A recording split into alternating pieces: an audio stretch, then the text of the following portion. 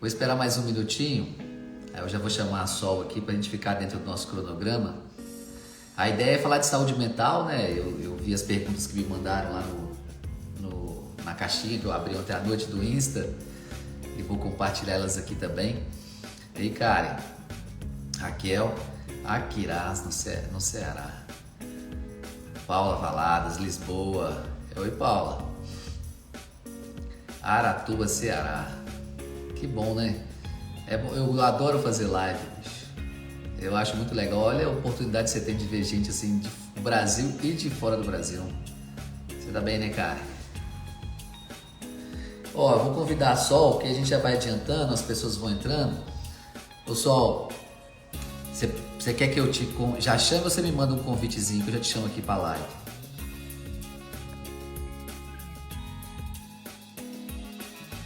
Te mandei um convite aí, tá só.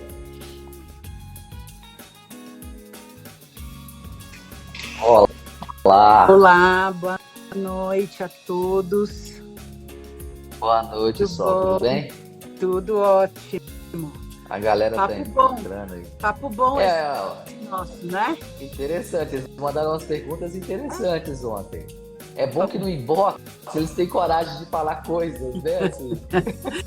Porque aqui ao vivo o povo fica meio tímido, né? O povo fica meio constrangido. Ou às vezes não, viu? Às vezes Tomara que não, né? é, Tomara que não. E tá tudo bem, Sol? tá tudo ótimo. Dia bom de Que trabalho. bom. Aí sim, eu tô no consultório ainda, vou te Eu falar a também tô. verdade. Também tô no consultório. Acabei de acabar tem 10 minutos, nem isso. Aí sim. Não, eu já corri, eu já passei muito aperto aqui, sabe? Atendendo o paciente assim. Aí eu vi assim, não dá conta. Deixa eu parar bem antes, tá? Aí eu esperei. Alguém já mandou aqui, ó, que vai virar print, né? Se fazer pergunta, né? Eu vou te apresentar, Sol. Aí a gente já começa o bate-papo. Vamos lá. Eu vou ter que deixar essas conversinhas aí em cima do seu rosto, infelizmente, né? Porque Bem. aí eu não vejo o que a pessoa tá falando. Mas se a galera aí que já quiser mandar pergunta, pode ir mandando perguntas, né? A Sol então é psicóloga clínica, né? E ela trabalha aí no consultório já há alguns anos, né, Sol? E ela tem pós-graduação em sexualidade. E o tema da live hoje, né, a convite da Roche, vai estar eu aqui hoje, a Sol. A gente vai falar sobre saúde mental e sexual de pessoas com esclerose múltipla. Você quer se apresentar para a turma aí também, Sol? Bom, acho que você já falou tudo, né? Então, a gente agradece, eu agradeço aqui o convite da Roche, o seu convite também. Muito obrigada, doutor Rodrigo, pela essa oportunidade, né, da gente levar informação de qualidade e com um lugar amoroso, né, para as pessoas, porque a informação de maneira bélica também não é legal, né? Então, a gente poder fazer isso amorosamente, estar aqui presente, falar sobre esse assunto tão importante, tão vital para todos nós seres humanos, é a minha missão de vida. Então, eu agradeço muito por essa oportunidade. Eu fico feliz com o seu testemunho e me identifico muito com ele, sabe? Eu acho que, assim, a gente que gosta de lidar com pessoas, né? A gente se identifica muito em ajudar pessoas. E nós estamos no Agosto Laranja também, né, Sol? Então, assim, essa é a primeira semana do Agosto Laranja e a gente vai ter diversas iniciativas aqui, então é interessante ter sua presença aqui conosco para poder, né, engrandecer aqui não só a página, quando as pessoas estão nos ouvindo, assim, né? E a Fernanda já mandou aí, lindona, missão de vida. Deixa eu começar aqui um pouquinho, só fazer uma contextualização. Uma preocupação que a gente tem ao lidar com pacientes com esclerose múltipla é que a gente está falando de doença crônica em pessoas jovens. Então, quando chega aqui um paciente no consultório, chega aí para você também, né, só no consultório, a gente sempre tem aquela expectativa da transmissão do diagnóstico. Eu sempre falo assim, ó, eu separo uma consulta para fazer o diagnóstico, outra consulta para falar sobre tratamento, algum tempo depois. Que a gente sabe esse impacto que o diagnóstico gera, mesmo que isso seja uma resposta buscada ao vir ao consultório, né? E isso traz um impacto muito grande do ponto de vista emocional também no paciente, né? É o que eu brinco aqui no consultório. Isso aí é como se fosse uma camisa que você já usa há um tempão. Eu só falei a marca da sua camisa. O seu primeiro sintoma foi há 3 anos. Não é agora que você teve o segundo sintoma que a gente está fazendo o diagnóstico, ou às vezes a gente faz num primeiro momento também um diagnóstico, só de falar o nome da doença, o paciente já dá uma balançada. Como é que é esse primeiro momento, assim, sabe, Sol? Como é que você nota aí quando o paciente te procura? Como é que a gente lidar com esse primeiro momento? Que é eu virar para ele e falar assim, olha, uma menina aqui na minha frente, 25 anos, mulher, querendo iniciar a carreira, família. Como é que é essa abordagem, essa sensação?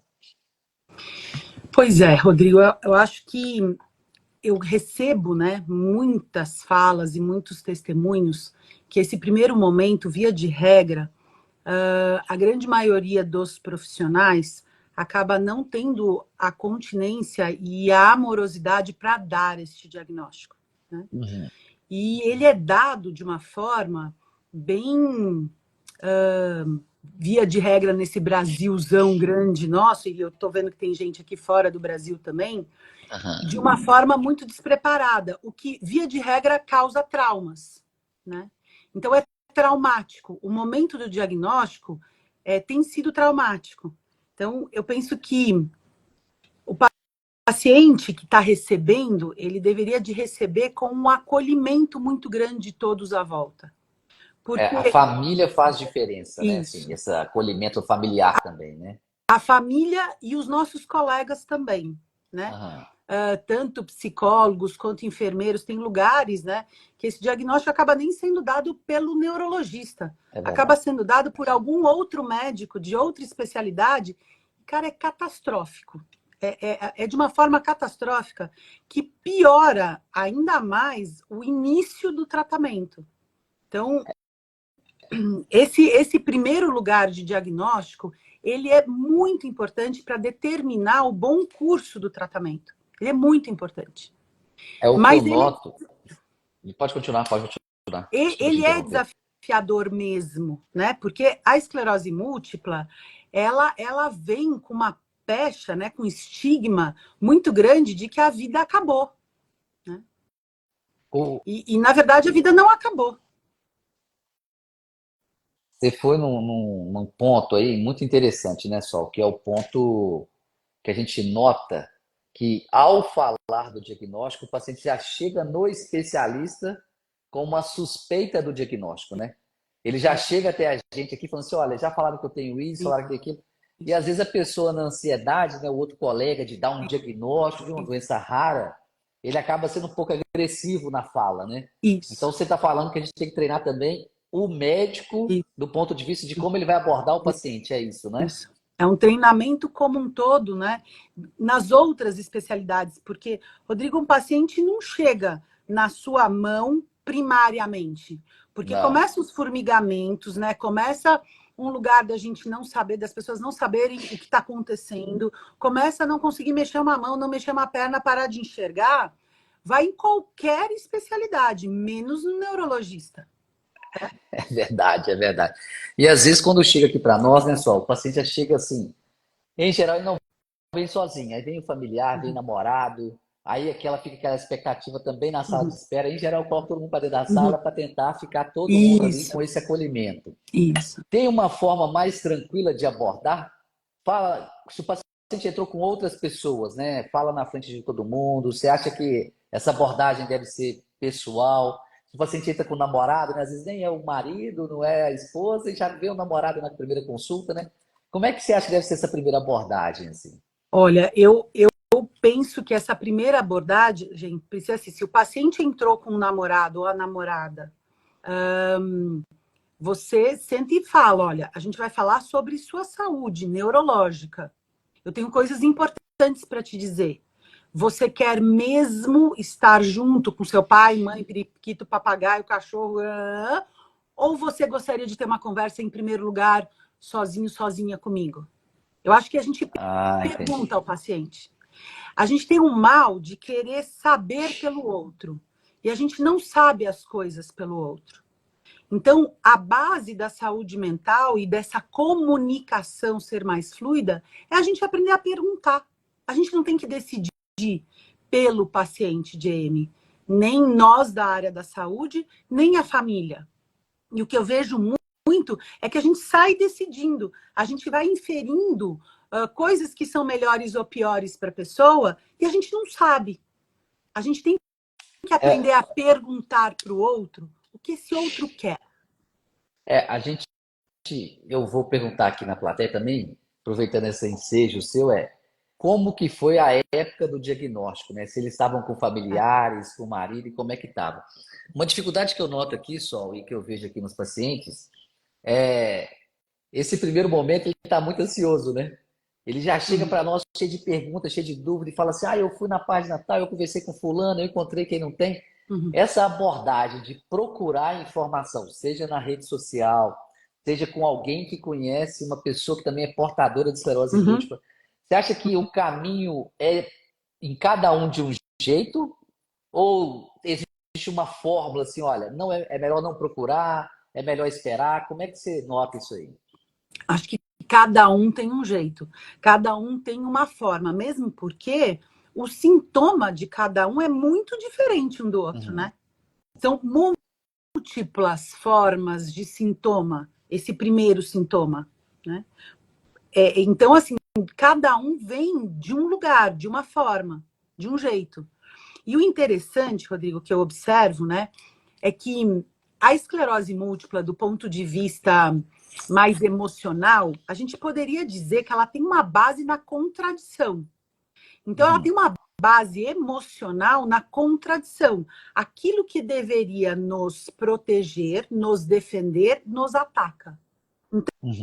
Então, o paciente de esclerose múltipla tem esse espectro emocional contraditório dentro de si, do ponto de vista de estrutura mais psicológica mesmo. E é bonito esse caminho terapêutico, né? Então, eu sempre incentivo fortemente, procurem o apoio psicológico. Existem milhões de instituições, milhões de psicólogos oferecendo atendimento online, presencial, em tudo quanto é canto, de forma boa, de forma precisa, de forma acolhedora. Vai entender na sua vida o para que veio essa doença. Para que veio essa manifestação em você? Porque é uma oportunidade. Eu juro que é uma oportunidade incrível de você encontrar questões dentro de você que, sem o surgimento desta doença, você jamais encontraria. Então, pode ser uma coisa ruim no primeiro momento. É uma contração, é a vida apertando, né? A gente pensa isso para todas as doenças.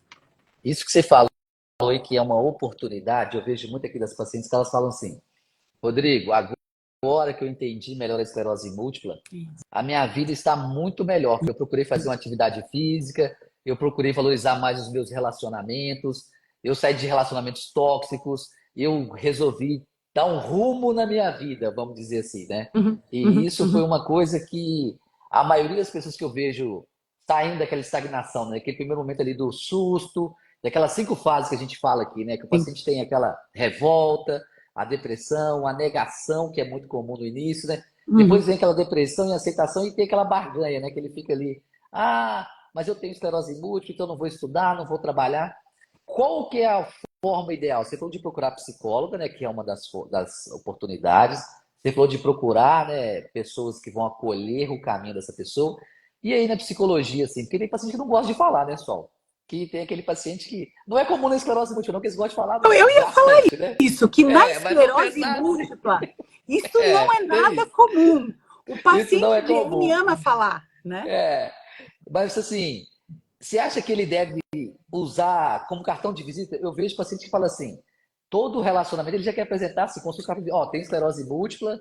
Como é que é esse primeiro momento ali, até ele abaixar, né? Se a temperatura dele abaixar, ele ficar tranquilo? Eu conduzo muito, né, os meus pacientes que me procuram, que é o seguinte, você não é a esclerose múltipla. A esclerose múltipla não te traz identidade. Você tem esclerose múltipla, que é um desafio seu, de como abordar a vida a partir de então. Mas isso não é um cartão de visita. Né? E a grande maioria dos pacientes GM tem um bom tratamento e não tem, na verdade, muitas necessidades especiais. né? Aquele que conseguiu rapidamente encontrar e aderir a um bom tratamento e ter o diagnóstico, e essa é uma batalha nossa nesse nosso Brasil, né? A gente conseguir com que o diagnóstico e o tratamento sejam realizados rapidamente e não ter a demora, né? Que a gente acaba tendo hoje no Brasil, infelizmente. Mas a gente vai conseguir isso, né? A gente vai conseguir que esse diagnóstico comece a ser feito rápido, porque a gente tem tratamentos excelentes e uma vida absolutamente possível de ter uma normalidade, uma tipicidade, né, muito boa, né? Então, as limitações da doença, quando rapidamente diagnosticadas e tratadas, elas são muito pequenas, né? O que eu vejo, assim, até teve uma frase aqui agora nos comentários que eu estava lendo, e isso foi uma campanha também da Sociedade de Esclerose Múltipla, né, de pacientes americanos, que a esclerose múltipla não me define, né? E é Isso, mais ou menos para resumir o que você falou. O paciente tem que ter a consciência do eu dele, né? De falar assim, opa, eu já tive um sintoma antes, não tratava, não tinha um diagnóstico, o sintoma repetiu, hoje eu isso. estou em tratamento, estou em acompanhamento e minha vida não acabou. Ela está continuando, né? Que eu sou uma pessoa jovem, né? Então, esse primeiro momento que sai do diagnóstico, aí vem a continuidade, né? É quando ele vai enfrentar aquela primeira jornada que eu falo aqui, né? Aquela jornada do tratamento dar certo, dele ter a tranquilidade de não ter mais sintomas da doença, né?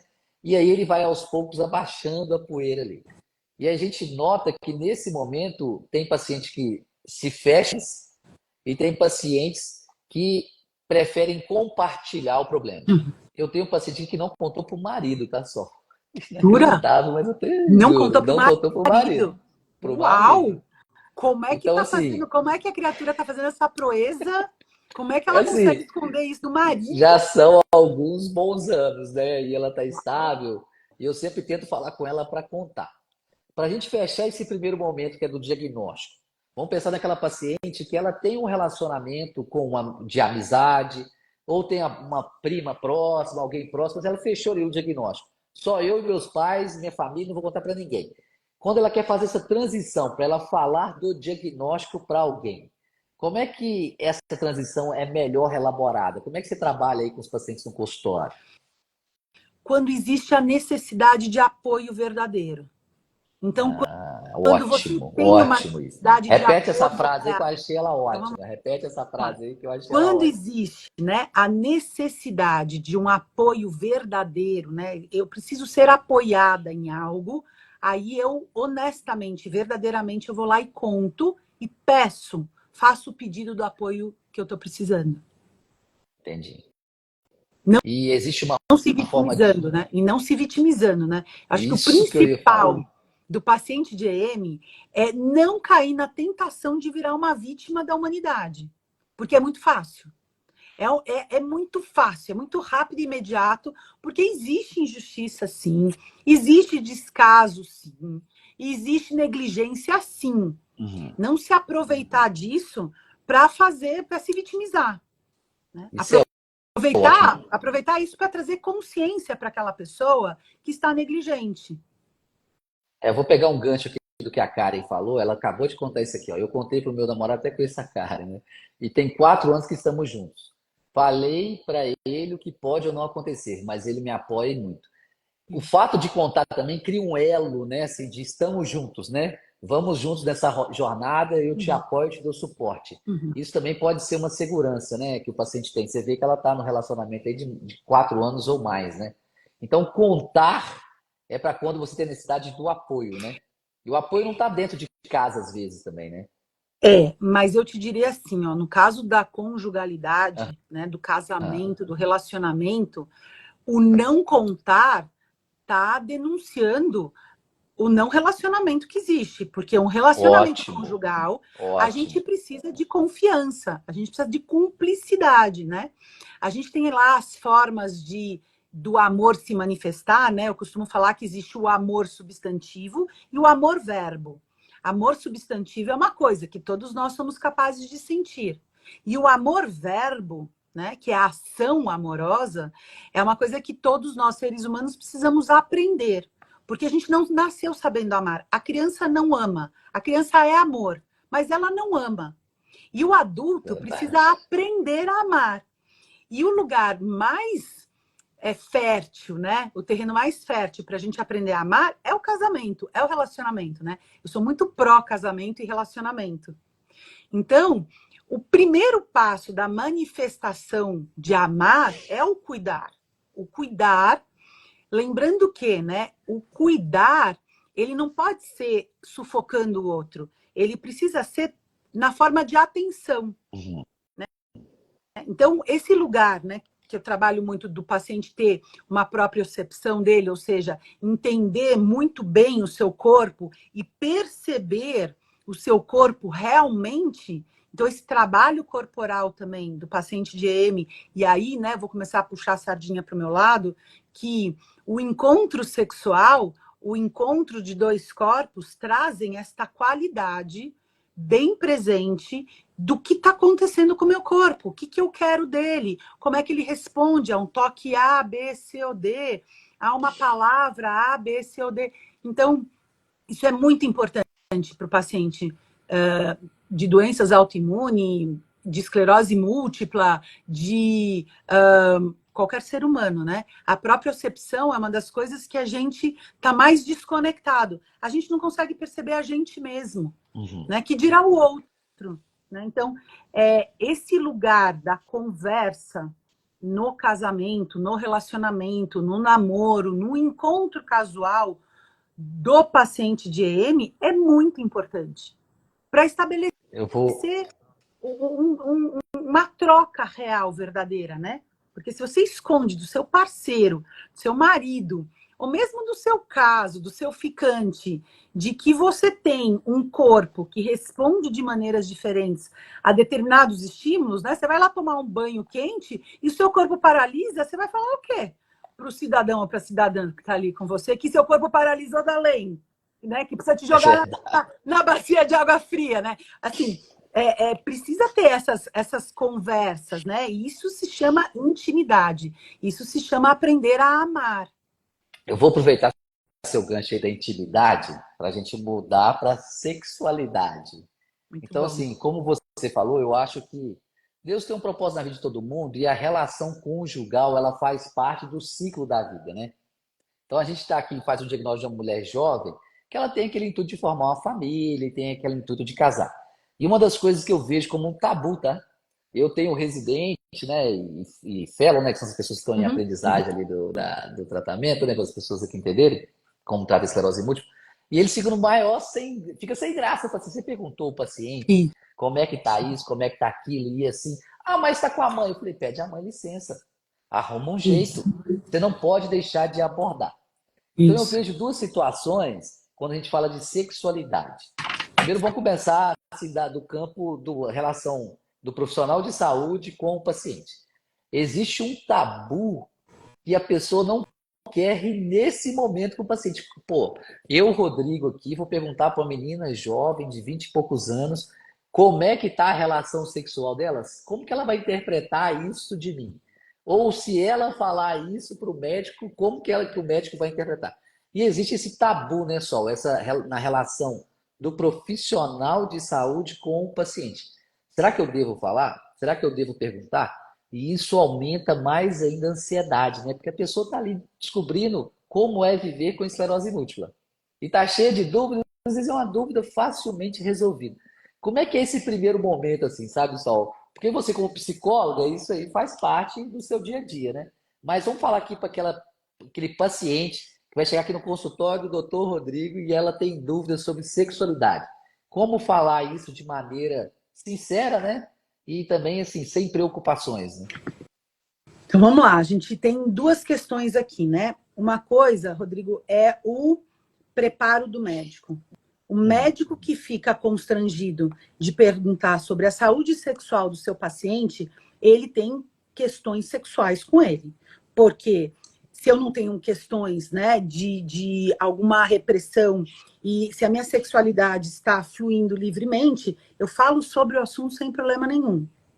Então, obviamente, temos muitos colegas que precisam olhar para a sua saúde sexual em primeiro lugar, para depois conseguir estar junto com o seu paciente perguntando sobre isso. Então, essa é uma outra tecla que eu bato, de treinar os médicos, né? Eu costumo falar o seguinte, ó, eu fiz 5 anos de faculdade integral de psicologia. Eu não ouvi uma vírgula na minha graduação sobre disfunção sexual, juro. Sério? 5 anos de faculdade integral, na minha época, hoje em dia não é mais, né? Porque eu fiz faculdade há 33 anos atrás. Então, na minha época, psicólogo, a faculdade de psicologia era período integral, 5 anos. Eu não tive uma grade curricular, nada, uma matéria, um crédito sobre disfunção sexual. Zero. Então, imagina, na faculdade de medicina, quando você fez faculdade de medicina ou de neurologia, alguém falou com você sobre disfunção sexual? Não se fala. Se uma paciente sua chega e fala para você, né? Eu li alguém aqui que escreveu que depois do diagnóstico de EM, ela tá com mais dificuldade de chegar ao orgasmo. É verdade, porque acontece mesmo. Né? Mas a principal disfunção sexual na EM é a inibição de desejo sexual. Então chega uma paciente sua e olha para você assim, doutor Rodrigo, olha, meu marido me procura e eu não tenho mais vontade de transar com ele. O que você faz? O mais importante, assim, eu sempre tento, de alguma maneira, criar uma empatia com o paciente, né? Porque quando você cria esse laço com o paciente de confiança, que é aquela relação assim, opa, eu posso confiar no meu médico, a paciente vê ali uma segurança, né? Porque o médico, durante muito tempo, ele ficou nesse negócio de distanciamento do paciente, né? Isso. Então, as novas gerações, elas começaram a se aproximar mais do paciente. Então, quando o paciente vê que o médico está ali com empatia, tentando trazer segurança, tentando mostrar que quer ajudar a pessoa, né? Eu acho que isso é fundamental para começar a falar sobre a falta do desejo sexual, se a esclerose múltipla impacta ou não nesse desejo, se o tratamento impacta ou não, se o paciente ele teve uma mielite, uma inflamação da medula, ele pode ter uma dificuldade, principalmente o homem, né? Que a mulher às vezes pensa assim, pô, eu vou conseguir fingir, mas e o homem com disfunção erétil, né? Não vai então, conseguir. Eu acho que coitado, não vai de jeito conseguir. nenhum. Então, aqui da nossa parte, o que eu tento fazer com meus pacientes e também ensinar aos colegas é assim, é se criar a empatia, né? O rapport ali, né? De como chegar no link para buscar o assunto. Mas eu vejo muita dificuldade, sabe, pessoal? Assim, eu que formo pessoas, e aí, aqui no meu consultório, talvez eu tenha liberdade de estar só eu e o paciente, né? Pois é. Mas às vezes numa consulta no SUS, que está lá o residente, o familiar, aí chega outro médico, chega aqui, eu Você vai vejo que criar esse assunto vínculo não é como? abordado, né? Porque justamente a Assunto gente não é abordado. falar sobre a sexualidade carece de intimidade, carece de vínculo, carece de confiança. Porque se você não tem confiança, né? E aí, já aproveitando aqui, né, o gancho da pessoa que falou que está sem conseguir ter orgasmo depois do diagnóstico, porque a sensação orgástica, o sexo, ele precisa de confiança. Eu preciso confiar para eu chegar numa sensação orgástica. Se eu não estou confiando no meu corpo mais, se eu estou sem propriocepção do meu corpo porque ele está dormente de alguma forma, a sensação orgástica não vai vir, mesmo que todo o nervo pudendo e o nervo pélvico esteja ok, não vai acontecer, porque não tem uma base emocional para confiar naquele corpo que mudou. Então, tem toda uma forma da gente acordar aquele corpo, da gente trazer confiança de novo, da gente poder entender aquele corpo perante aquela nova situação. Então, tem técnicas para isso, né? Mas, por exemplo, né? Eu acho uma pena que, tudo bem, você não é sexólogo nem nada, mas são técnicas, Rodrigo, que são simples da gente aplicar, que não são difíceis, né? Eu adoraria poder dar um curso para todos os neurologistas especialistas em EM e falar para eles coisas muito simples, técnicas muito simples, para uma IDS, que é uma inibição de desejo sexual, para uma anorgasmia que esteja acontecendo, para uma ejaculação rápida, para um déficit eretivo, porque são técnicas muito rápidas que ajudam este paciente a poder, lá naquele momento, entrar em contato com o corpo dele, poder ter outra resposta sexual, né? Só para contextualizar quem está nos assistindo aqui, então a primeira coisa é assim, vamos falar do desejo sexual, né? Aí vamos usar como exemplo uma pessoa normal e uma pessoa com esclerose múltipla. Você usou a palavra aí confiança, Isso. autoestima, né? Que é o amor próprio, né? Vamos dizer assim, e a segurança com si mesma. Então, e com o outro. E com o outro. E quando a gente vai para a esclerose múltipla, que o paciente acabou de ter um diagnóstico, tá insegura. Ela está com amor próprio / autoestima diminuída. Pronto. E ainda tem que levar aquele relacionamento, né? E chegar para a pessoa que às vezes procura ela para uma relação sexual e procura ela para mostrar o desejo, e ela está com tantos problemas na cabeça que ela primeiro precisa se esvaziar e se enxergar como pessoa. Como é que você aconselha esse momento, sabe? Daquilo ali da pessoa ter autoestima, segurança, esse amor próprio mesmo, né? De se olhar e falar assim, não, eu não tenho nada que está me incomodando. Então, estou falando daquela paciente que ainda não tem nenhuma incapacidade, aquela paciente que acabou de ter o diagnóstico, está com um exame neurológico completamente normal, mas ela está cheia de coisas ali que ele atrapalhou a libido dela e a ter um relacionamento. Não importa se é casamento, se é um relacionamento sério, ou se é uma relação casual. Como é que é esse momento? Pois é, esse momento, de novo, né? A gente tem que ir ali naquele lugar da honestidade consigo próprio e da verdade e da conversa, do poder falar, do poder conversar, mesmo que seja falar assim, eu não sei o que fazer comigo, eu agora me perdi aqui, eu gostaria de ter o desejo, mas eu não tenho, não está acontecendo. Né? Então, o diálogo, a conversa, o se abrir amorosamente, de novo, né? Você é repetitiva, eu repito isso aos quilos, assim, não cair na vitimização, em ser coitado, coitada, é desafiador, ninguém está falando que não é, né? É é um lugar de muitas provas, e dependendo de quanto tempo demorou esse diagnóstico, sim, a pessoa está com muitas limitações, né? Então, mas a gente poder chegar nesse lugar de falar, tá bom, eu tô com esta limitação, o que eu vou fazer agora com isso? Né? Tô com uma incontinência urinária, o que eu escuto muito das pacientes eu não quero ir para uma relação sexual porque eu tenho escape de urina, principalmente de homens, né? É muito desafiador. Eu tenho uma ereção e tenho escape de urina. É constrangedor, gente. É verdade que é. Quem quer, né, lidar com isso? Mas tem formas da gente lidar, sim. Dentro da conversa, da verdade, dentro desse lugar de ser cúmplice, né? Então, eu sei que tem muitas pessoas aqui que são parceiros, né? Ou parceiras que não são pacientes com pacientes. ele. E não são pacientes. Né? Via de regra, os familiares, as parcerias me procuram. Porque, gente, o parceiro, a parceira do paciente de esclerose múltipla são pessoas muito amorosas. Né? Né? Eu li alguém falando assim, quando o meu marido soube do meu diagnóstico, ele se separou de mim. Vai com Deus, né? Porque assim, se a pessoa não tem condição mesmo, vai aparecer uma pessoa muito legal na vida dela, porque não tem que ninguém ficar obrigado com ninguém, né? Então é sinal que ali já nem existia um relacionamento, né? É isso aí, né, da segurança do paciente, da autoestima.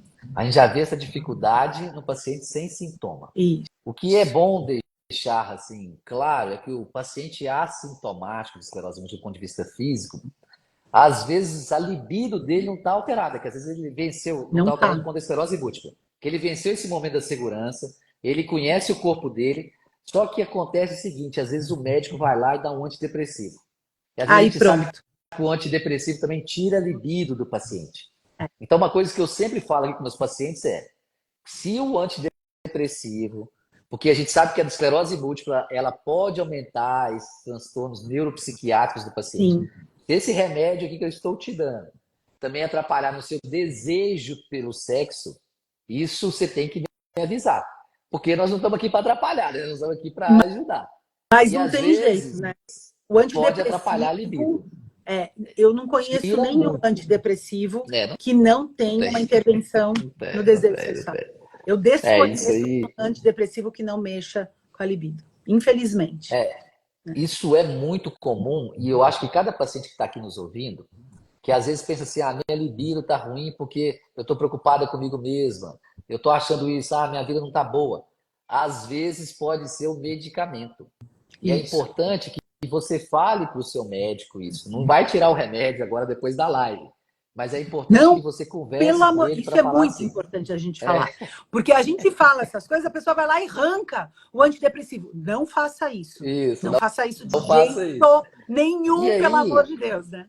a gente falou então a pessoa por si mesma é segurança, amor próprio, confiança em si e confiança no corpo, né? Uhum. E a outra coisa é cumplicidade, que é passar para a pessoa, eu tenho essa e essa dificuldade. Mas a gente sabe, Sol, que tem pacientes que, infelizmente, a esclerose múltipla cometeu essa pessoa e você falou aí da bexiga. Então, vou citar um paciente aqui que eu tenho um exemplo de uma paciente. Ela é assim muito divertida e ela é bem resolvida. E ela tem incontinência urinária. E ela fala assim comigo, Rodrigo, toda vez antes de ter a relação sexual, para eu não perder a urina, eu vou lá e passo uma sonda e esvazia minha bexiga ou tento ir no banheiro. Então, é isso que tem que ser o exemplo, né? Que você falou o seguinte: se eu estou num relacionamento e a pessoa já separa, já me trata mal, já não me vê como eu deveria ser, aquele relacionamento já tinha alguma coisa errada. Não foi esclerose múltipla. Não foi. Então, essa pessoa, não é para essa pessoa que a gente está falando aqui agora, tá, gente? Só para deixar claro, a gente está aqui com o interesse de falar como que serão as próximas relações ou como será a relação atual que você tem com qualquer parceiro. Então, sim, a esclerose múltipla pode alterar, do ponto de vista sexual, a sensação, que é a sensibilidade ao toque, tanto na vagina quanto no pênis. Isso sim pode diminuir. O orgasmo, a gente fala que ele é muito cerebral, né? Mas tem gente que é mais sensível ao toque, né? Que às vezes está ali e às vezes o sexo não chegou naquele momento ali só com a conversa, só com o desejo. Então precisa do toque. E naquele paciente que tem aquela alteração mesmo da sensibilidade, ele pode ter sim uma redução. Não quer dizer que ele não deva procurar ter uma relação sexual. Para esse paciente primeiro, que já te procura assim, só olha, eu estou ótimo, me conheço, estou super bem, mas meu marido me procura, ou eu procuro a minha esposa, mas eu não estou sentindo bem. E é comum do homem falar isso, olha, Rodrigo, eu não estou com a sensação ainda boa ali, às vezes eu tenho dificuldade para ter o orgasmo, para ejacular. Como que é para tirar esse trauma também da cabeça da pessoa, né, só? Porque às vezes não vai melhorar só com a conversa, uma sensação, né? Que é um dano neurológico, né? Não, mas a gente tem exercícios, né? Então, o que eu faço é chamar o cônjuge. E aí eu vou ensinando exercícios para aquele casal que no primeiro momento não corresponde ao coito, né? Porque, na verdade, né, o nosso corpo inteiro ele é orgástico. Não é só o órgão genital que é orgástico, né? A gente pode ter uma sensação orgástica fazendo um toquezinho assim de levezinho no corpo, né? O orgasmo vem, né? Se o corpo está treinado, isso acontece.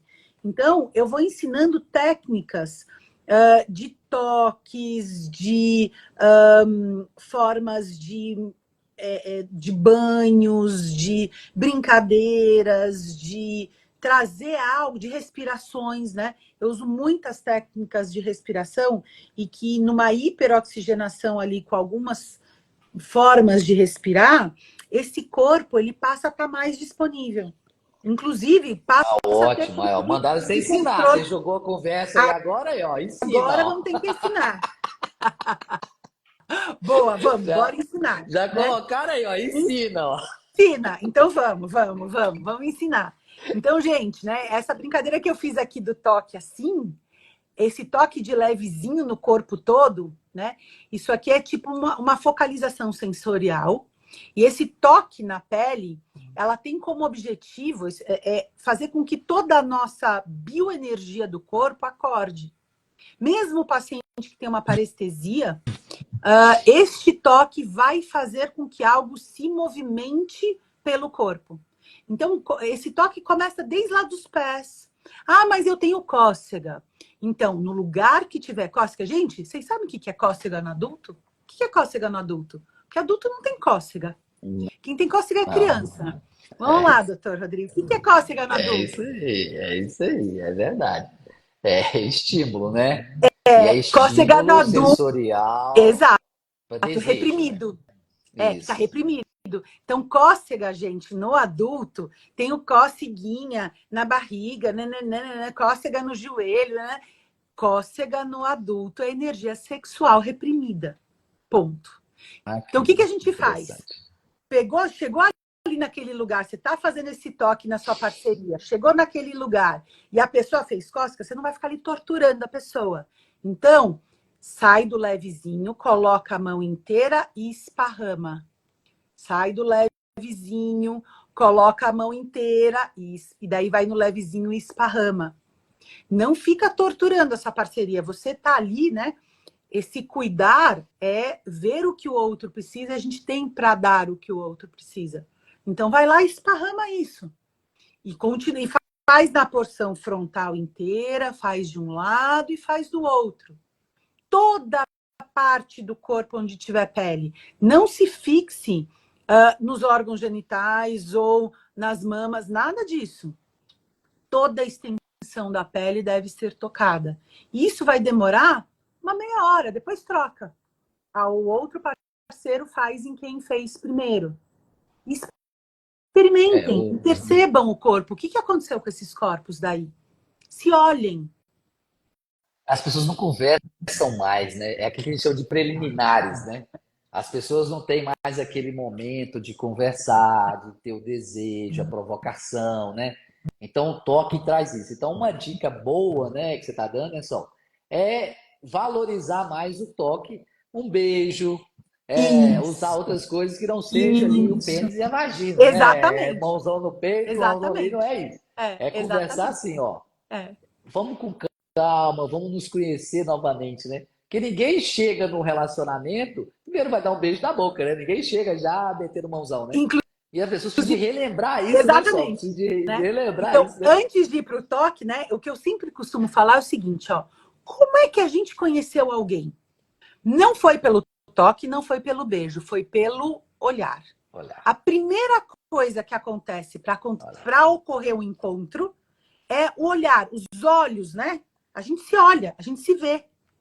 Então, começa por aí. Senta um de frente para o outro, olha fixo na pupila de um, puxa o ar pelo nariz e solta pela boca. Você faz...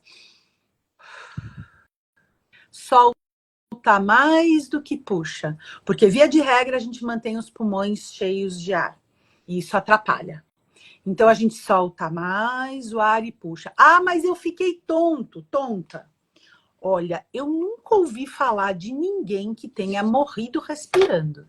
Então, respira aí. Né? Você também não, né? É verdade. Então, eu falo, Não, graças a o Deus. máximo que vai fazer é ficar um pouco tonto, porque ninguém desmaia porque está respirando. É o contrário. A gente desmaia por anóxia, por falta de oxigênio. E não, né, tendo um monte...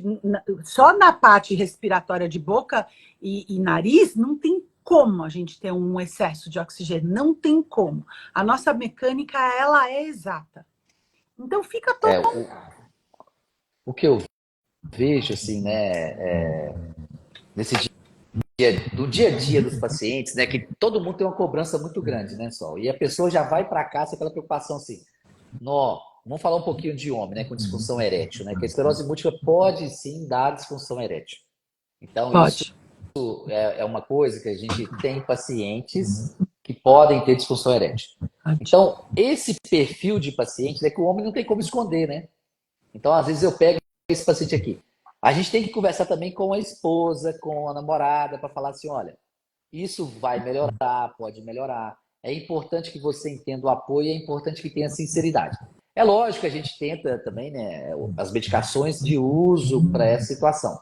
Então, Mas às como vezes que não funciona? Como que no homem, falando um pouquinho para os homens agora que estamos assistindo aí, que estão com disfunção erétil, como também, né, lidar com isso? Que a mulher às vezes é mais receptiva, né? O homem tem aquela pegada do machão, né? Assim, e aí tem essa história, né? Como é que é isso aí no consultório, sabe só?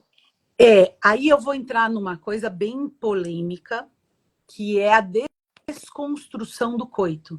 Porque, na verdade, no mais profundo, a ereção e a ejaculação, elas têm um único princípio, que é a procriação. Então, a ejaculação e a ereção no homem tem um único princípio, que é a procriação. Porque é muito fácil levar um homem a uma sensação orgástica sem ele ter ereção e ejaculação, porque o nervo está ali. Aí eu chamo a cônjuge, a companheira, e eu ensino as manobras todas e como fazer aquele parceiro chegar numa sensação orgástica. E eu ensino o parceiro como tocar o corpo daquela mulher e chegar a uma sensação orgástica muito prazerosa. E não é necessária uma penetração. Aliás, né, a Ótimo. mulher tem uma coisa chamada clitóris. O clitóris é o responsável pelo orgasmo feminino e não o introito vaginal. Ponto. Isso aí, né? Lógico que a gente está falando sobre tabus aqui hoje, né? Estamos No falando Esclerose sobre Brasil. muitos tabus. Então, Muitos. assim, uma coisa, gente, que eu sempre falo é assim, se amem, né? Uma Isso, pessoa resolvida com ela isso, mesma, o isso, sexo é um desejo que precisa ser resolvido, como alimentar, como isso, chegar em casa, agora eu estou com isso, fome, vou comer. Só que aquilo ali tem que ter um ritual. E isso. são esses rituais, né, que é muito melhor você comer sozinho ou você está comendo com outras pessoas numa mesa, né? Então, por isso que a relação, ela precisa dessa cumplicidade, desse comprometimento. Então, a disfunção sexual no homem, por ela ser visível, o homem ele fica mais, né, assim, ele se sente pior. Aí se vai para o antidepressivo, aí você tirou o Pior desejo ainda. dele, né? É. Pior ainda. Como é que é o aconselhamento para o casal? Você já deu uma brifada aí, né, de como resolver. A gente muda os paradigmas totalmente, é uma reconstrução de abordagem sexual, né, de encontro sexual. Então, a gente muda totalmente a construção, a gente vai reconstruir uma forma de encontrar prazer naqueles corpos, os dois juntos. Então, para cada casal, isso também é uma particularidade, né? Então, isso a gente vai adaptar, a gente vai reconstruir a forma daquele casal vivenciar a sua sexualidade. Ótimo. É uma reconstrução. Eu vou falar só uma coisa aqui, mas vou para as perguntas, né? Que a gente está chegando no final da live. E tá muito. Como a galera Passou colocou, rápido, né? a galera tá colocando foguinho ali, que a live tá quente, né? Então, assim, o que acontece? A esclerose múltipla não diminui a fertilidade, né? Assim, as pessoas têm um conceito errado de que ter a esclerose múltipla, eu não tenho fertilidade. E você falou assim, olha, o ato sexual também, ele é por prazer, mas ele é principalmente a perpetuação da espécie, né? Exato. E aí, gente, a esclerose múltipla não vai diminuir a fertilidade nem do homem nem da mulher. A libido pode estar alterada. Às vezes aquele paciente também está com uma fadiga naquele dia, uma fadiga física, uma fadiga mental, ele não consegue. Então são técnicas sim que podem parecer bobeiras aqui, mas o ato sexual consome muita energia. Então, assim, o ambiente também que vai ter o ato sexual, né, tem que ser um ambiente mais refrigerado. Se você vai tomar um banho quente depois de querer ter um ato sexual na paciente de esclerose múltipla, você está trabalhando isso. Então, esse ritual, tá, gente, que quem tem esclerose múltipla está assistindo aqui, passa também para ter um preparo do ambiente. Porque, assim, a gente sabe que o ato sexual ele também é físico, tanto na posição quanto no lugar que está, e ele consome energia. E às vezes tem um paciente que no repouso ele está ótimo, mas depois de uma atividade física pode ter uma fraqueza na perna, uma dificuldade. Então isso tudo também tem que ter um aprendizado. Então conheçam o corpo de vocês, preparem o ambiente quando possível para tentar que isso seja melhor resolvido desenvolvido e melhor condicionado. Isso mesmo. E isso impacta muito, né, Sol? Às vezes a pessoa quer ser vamos dizer assim, o garanhão do lugar, e a mulher também, às vezes, a mulher ela é mais sábia nessa hora, né? Uhum. Ela tem mais sabedoria para lidar. Então, o ambiente também é importante, né? Mas a gente parar para pensar, né? O que é essa performance, esse ser um garanhão sexual, né? Porque é uma ideia, uma psicogenia anos-luz da realidade, né? Uma fantasia anos-luz do que realmente é bom. Então, a gente tem uma fantasia de que uma coisa é boa, sendo que ela, na verdade, não é. Isso está dentro de uma fantasia coletiva, de uma ideia do que é uma boa relação sexual, né? Na verdade. Eu vou só provocar aqui. Quem quiser fazer perguntas, porque senão vou pegar 2 perguntas que eu peguei lá no Insta, assim, né? E a gente acabou falando de todas, tá? Que eu vi lá, eu tentei levar o assunto para esse lado. Mas teve algumas dúvidas lá, principalmente no homem, né? Assim, e aí eu posso até aproveitar para responder. É que às vezes a pessoa acha que a dificuldade de ereção na esclerose múltipla no homem é porque não está preenchendo com sangue o pênis, não é isso. É o estímulo, tá, gente? Porque o nervo que está na medula é que vai fazer esse estímulo para o pênis, para ele ter essa estimulação da ereção.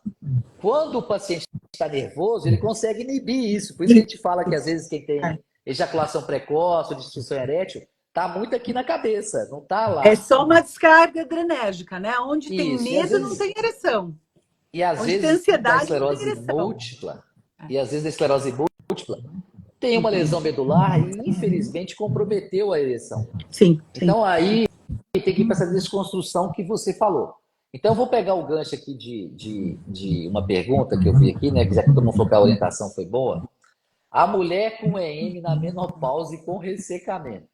O que fazer? Foi a pergunta da Elisa, né? Porque o paciente de esclerose múltipla também tem as fases hormonais da vida dele, né? Bom, aí a gente vai falar da mulher com menopausa, porque isso não tem absolutamente nada a ver com a EM, né? Exatamente. Então, a mulher menopausada, ela precisa ter um hábito de usar lubrificante. Então, nós temos bons lubrificantes nas farmácias, à base de água, que é o lubrificante que a gente recomenda, né? Existem outros lubrificantes, mas aí a gente só recomenda para casais dentro de uma relação mesmo monogâmica, porque esses outros lubrificantes, eles atrapalham, eles dilaceram a camisinha, então não funciona. Mas os lubrificantes à base de água, eles todos podem ser muito usados. E existem lubrificantes específicos à base de água para mulheres na menopausa. Então, use e abuse de lubrificante. Nunca vá para uma relação sexual com ressecamento de introito vaginal, porque você vai se machucar, para além de provavelmente fazer uma cândida, alguma coisa do gênero, porque machuca. Então, use muito lubrificante. Tem vários muito bons. A Nath fez uma pergunta aqui, a Nath Silva, eu vou falar um pouquinho dela. A testosterona, Nath, em quem tem, né? Às vezes a mulher não testa a testosterona, né? E é bom fazer o teste de testosterona em quem está com a libido diminuída. Mas é importante entender que a libido está aqui. Não vai adiantar só tomar o hormônio, não é a testosterona que vai mudar esse jogo. Para aquela pessoa que já tem um desejo, que ela está segura de si, a testosterona vai dar uma apimentada, uma acrescentada, né? Mas agora, tomar testosterona e isso melhorar a libido, aí é um exagero, né? Então, assim, a gente não pode falar assim, eu vou dar testosterona para a pessoa que ela vai ficar com a libido aumentada. Isso não é correto, tá, Nath? Então, assim, eu acho que é melhor você seguir essas dicas que a gente está conversando aqui e depois você falar assim, não, agora eu tô melhor comigo mesma, tô me sentindo bem. Aí você vai e fala assim, eu vou ver se me ajuda a testosterona. Mas ela não pode ser, porque senão você vai usar aquilo como um apoio, né? Um suporte. Não, eu tô tomando testosterona, parei tem um mês. Então não é esse o caminho, tá? Então não leve isso ao pé da letra, né? Que eu acho que não vai chegar lá, né? E deixa eu ver aqui. Estabilizar a minha situação. Quando você tem filho, M, trabalho, é difícil, né? Filho. Você não precisa ter filho, trabalho, não etc. Já são inibidores do desejo sexual, né? Já é, já é. O, o... Uma coisa que até vou pegar a Ana Paula aqui, para a gente aproveitar dela, para você comentar, que isso aí também acontece, né? Às vezes, a paciente com esclerose múltipla, ela falou que meu marido também está desanimado, porque não sou mais a mesma. Mas a performance na Paula Souza não mudou, às vezes não é por causa da esclerose múltipla. Mudou por causa, é o mesmo cônjuge, tem aquelas outras coisas do relacionamento, que se discute também na cama, né? Você leva os problemas para a cama também, né? Então vai dificultando isso. Para esse aí da Ana Paula, sabe, pessoal? Meu marido também está desanimado, porque não sou mais a mesma. E às vezes a pessoa não tem nenhum problema neurológico quando a esclerose múltipla, mas o marido também não tem aquele desejo, né? Como é que é a dica aí nesse sentido? Olha, a gente tem muitos trabalhos, né, de casais longevos que fala que o desejo sexual ele acaba. Né? Ele acaba porque tudo que eu não alimento, tudo que eu não me dedico, acaba. Então, o encontro sexual inicialmente para um casal, ele está no lugar de conquista. O dia que essa conquista aconteceu, esse encontro sexual ele precisa começar a ter outros objetivos, né? Então, de buscas de expansão orgástica do corpo um do outro, busca de intimidade, busca de energização, busca de vitalidade, porque o encontro sexual nos traz tudo isso. E o que eu falo é o seguinte, a gente não marca a hora para absolutamente tudo nessa vida, a gente tem que marcar a hora para trabalhar corpo dentro da função erótica. Então, tem que ter o horário nobre do casal. Uma vez por semana, aquele casal precisa ter um horário nobre, porque não dá para você deixar para trabalhar a sua sensação orgástica quando você está arrebentada depois de um dia inteiro de trabalho, filho, periquito, papagaio, né? 11 horas da noite. Não tem como. O que você faz na vida como adulto que você não marca a hora? Tem alguma coisa É verdade. que a gente não faz É na verdade. vida que eu não marque hora e a gente quer que a relação sexual venha do além, sem eu marcar hora. Trabalhar a sensação orgástica num casal longevo precisa marcar hora. Horário nobre do casal, vamos trabalhar corpo, vamos ter aquela intimidade. Filhos vão para sei lá eu aonde, ou o casal, que eu falo, o casal que pode, deixa os filhos em casa e vão para algum lugar, né? Mas precisa existir o horário nobre do casal, que não é às 11 horas da noite. É isso aí. É isso aí. Às vezes a gente deixa a família, né, o relacionamento ali. Ah, já conquistei, né? Vamos deixar para o último lugar. O que acontece? Nós estamos chegando no fim aqui, Sol. Eu vou sugerir para quem deixou as perguntas aí, que a gente não respondeu, coloca lá na minha caixinha que eu tento responder. O que não der, eu mando para Sol. Mas eles estão pedindo o seu Instagram, Sol. Não sei se você tem um Instagram aí profissional. Não pode dar o meu Instagram. Eu fechei, gente. Eu fechei temporariamente meu Instagram. Você vai decidir. Não, pode dar meu Instagram. E pode me pedir lá para seguir que eu sigo de volta. Porque eu fiquei recebendo um monte de negócio de jogo. E eu não sabia como resolver aquilo. Um bombardeio de jogo pela internet. Por isso que eu fechei meu Instagram. Mas pode dar o meu Instagram. Eu tô então fala aí para nós, já que seu sobrenome não é fácil, não. Não é fácil, mas todo mundo que está aqui na live consegue. Eu vou escrever, gente. Então, peraí. Então, eu vou aproveitar para dar um resumo aqui. O seguinte, ó. Primeiro, a gente falou de saúde mental e da importância da época do diagnóstico, de ter o acolhimento familiar, né? De só conversar ou esclarecer aquele problema com alguém se for para buscar um apoio da pessoa, né? Não é contar por contar. Esclerose múltipla não é um cartão de visita. Do ponto de vista da sexualidade, a libido pode estar alterada, o toque nas regiões, assim, né, vamos falar assim, erógenas, elas podem estar alteradas por conta de sintomas da esclerose múltipla. A fertilidade não está alterada, né, de forma alguma. Pode ter disfunção erétil, mas o importante é cumplicidade, trabalhar a relação com o casal, trabalhar a conversa, trabalhar a confiança, a cumplicidade. Então eu queria, Sol, que você fizesse as considerações finais aí e te agradecer demais pela live sensacional. Passou rápido demais, né? Quando eu vi já era 9 horas. Queria agradecer a Roche também, né, por ter proporcionado esse encontro nosso aqui, né? E é sempre bom, né, quando a gente está aqui no Agosto Laranja, ver que tá todo mundo envolvido E nós vamos falar de um tema que não é fácil falar, né? A gente tem que Mas ter falamos de uma cuidado, forma boa. mas falamos de forma leve, né? Então, agradecer a você demais, assim, foi sensacional. E deixa as considerações finais aí. Então, talvez a minha consideração final seja, gente, conversem com os profissionais da área da saúde. Vai ter um que vai saber escutar. Não tenham medo de falar, né? Não fiquem milindrados de perguntar para o seu médico, para a sua fisioterapeuta, para a sua personal ou para a enfermeira. Conversa com o profissional da área da saúde que estiver ao seu alcance. Peça ajuda, porque assim a gente vai poder chegar até vocês, né? Não fiquem milindrados, peçam ajuda. A gente está aqui para isso. E eu vou pedir a todos vocês aqui primeiro para quando eu vou deixar a live salva, mas vai lá, faz um comentário, faz um elogio. A gente está aqui também disponibilizando a falar de um assunto para todos vocês. Isso ajuda também o Esclerose Múltipla Brasil. Quem não segue o Esclerose Múltipla Brasil, segue o Esclerose Múltipla Brasil, sigam a Sol. Tem uma caixinha de perguntas que eu vou deixar ela aberta lá, pode mandar mais. E eu queria deixar claro, lembro sim, tá, Paulinho? E lembro demais da Davi Luca, o grande jogador de futebol, acompanho ele até no Instagram, sigo lá os gols dele, inclusive. E aí eu queria deixar claro aqui, importante assim, gente, conversa sem preconceitos. Eu acho que isso é uma das coisas que tem que ficar aqui para todo mundo.